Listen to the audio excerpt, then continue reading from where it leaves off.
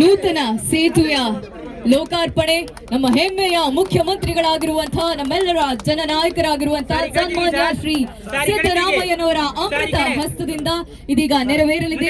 ಇದಕ್ಕೆ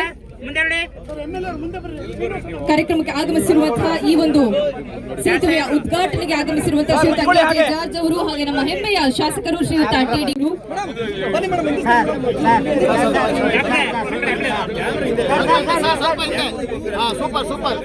ಶ್ರೀಯುತ ಎಂ ಅವರು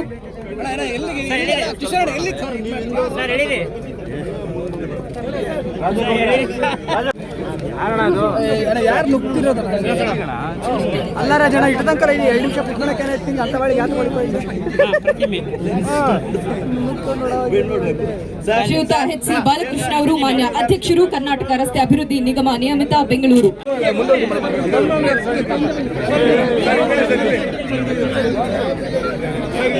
ಸೇತುವೆಯ ಲೋಕಾರ್ಪಣೆಗೆ ನಾವೆಲ್ಲರೂ ಕೂಡ ಸನ್ನದ್ಧರಾಗಿದ್ದೇವೆ. ಕಿಲೋಮೀಟರ್ ಅಂತರದಲ್ಲಿ ಸಂಚಾರವನ್ನ ಮಾಡಲು ಸುಲಭವಾಗಿ ಸೇತುವೆ ನಿರ್ಮಾಣ ಮಾಡಿಕೊಟ್ಟಂತಹ ಅನುದಾನವನ್ನ ನೀಡಿದ ನಮ್ಮೆಲ್ಲರ ಹೆಮ್ಮೆಯ ಸಮಾಜವಾದಿ ಚಿಂತಕರು ಶ್ರೀಯುತ ಸಿದ್ದರಾಮಯ್ಯ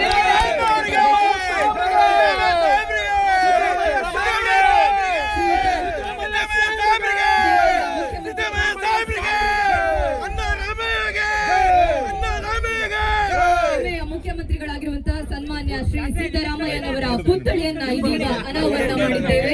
ಎಲ್ಲರೂ ಕೂಡ ಒಂದು ಹೆಮ್ಮೆಯ ಚಪ್ಪಾಳೆಯನ್ನ ನೀಡಬೇಕಾಗಿ ಕೇಳ್ಕೊಳ್ತಾ ಇದ್ದೀವಿ. ಪ್ರವಾಸೋದ್ಯಮ ಅಭಿವೃದ್ಧಿ ನಿಗಮ ಶ್ರೀನಿವಾಸ್ ಸರ್ಗೂ ಒಂದು ಜೋರಾದ ಚಪ್ಪಾಳೆ ಬರಬೇಕು.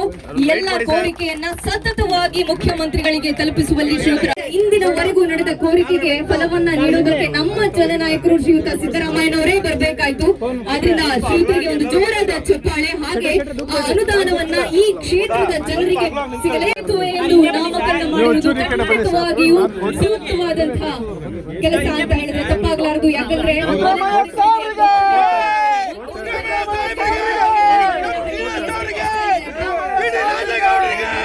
ನೀರಿನಲ್ಲಿ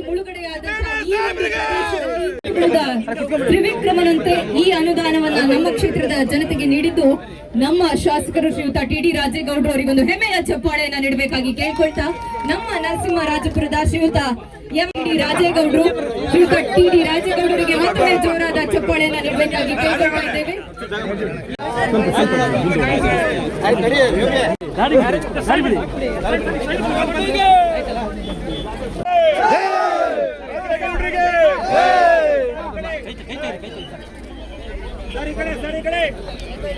ಸರ್ ಇಷ್ಟು ಮಾಡಿ ಮೇಲ್ ಕೈ ಮಾಡಿ ಸರ್ ಮೇಲ್ ಕೈ ಮಾಡಿ.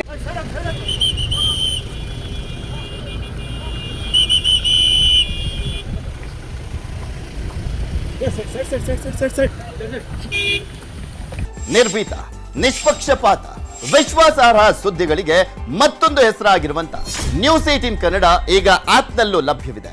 ದಯವಿಟ್ಟು ಇಲ್ಲಿರುವ QR ಕೋಡ್ ಅನ್ನ ಸ್ಕ್ಯಾನ್ ಮಾಡಿಕೊಂಡು ಆಪ್ ಅನ್ನ ಡೌನ್ಲೋಡ್ ಮಾಡೋದಕ್ಕೆ ಮರಿಬೇಡಿ. ನಿಮ್ಮ ಬೆಂಬಲ ಹೀಗೆ ಸದಾ ನಮ್ಮೊಂದಿಗಿರಲಿ. ಧನ್ಯವಾದ.